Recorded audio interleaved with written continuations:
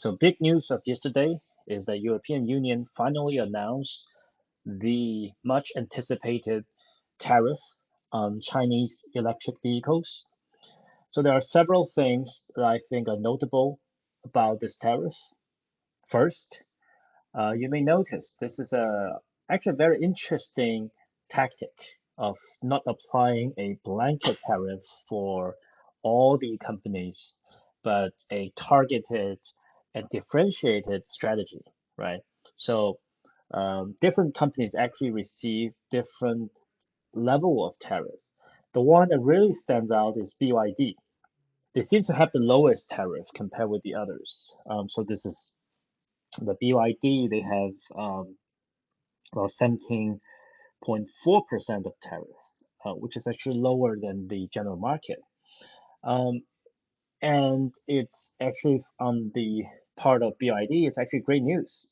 So that's why, today when the Hong Kong and China market open, BYD's share prices actually jump as opposed to, decline, even though they are being charged a big tariff by European Union simply because they are being charged at a lower point than the peers.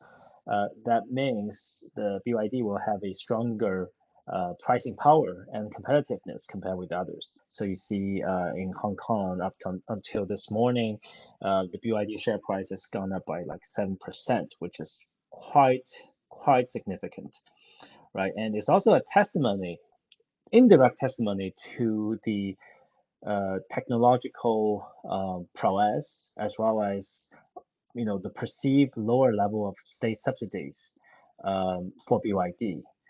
So this is great news for BYD investors, I think. It's also interesting that they seem to have this strategy of um, playing against each other by applying a lower tariff in general on the so-called the producers who cooperated in the investigation. So by this standard, it seems SAIC, which is I think is right now the largest exporter of Chinese EVs to the European Union because they have the MG brand, right? So they seem to get the highest tariff, suggesting that they are not cooperating. But for the cooperating producers, the general tariff level is about 21%. And which comes to the next interesting thing is this tariff would not only apply to these Chinese EV makers, it will also apply to the so-called foreign EV makers who produce in China and export to Europe. The typical case in point is Tesla. So Tesla is also under this tariff for their cars they produce in Shanghai and they export to Germany. I know many Model 3 have been produced in Shanghai and exported to not only Germany but European Union as well. This tariff also applied to them as well. And that's also one big reason why it's not a uniform attitude on the part of European Union because some of the member states of European Union they object to this tariff. The biggest example is Germany. Germany is against it because a lot of the German producers are actually producing in China and re-exporting it to Europe. So these all of these tariffs will apply to these car makers as well.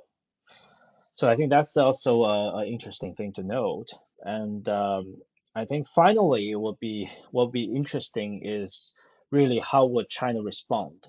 Uh, China state media have been sending out a series of messagings to to the outside world, to the European Union, that China will retaliate. However, given this kind of final policy set up, I probably, if I have to take a guess, the retaliation will maybe come in a also in a milder form than people might imagine beforehand, right?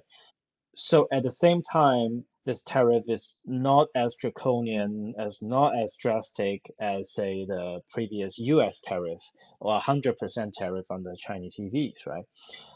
So in the Chinese, uh, from a Chinese perspective, it could be a little bit, more face saving than otherwise, right? So at the same time, there are also member states, key member states of the EU, such as Germany, who are expressively against this decision. So it will make no point for China to punish those German car makers as well. So I would let's wait and see, and I hope the retaliation will also be in proportion to this tariff.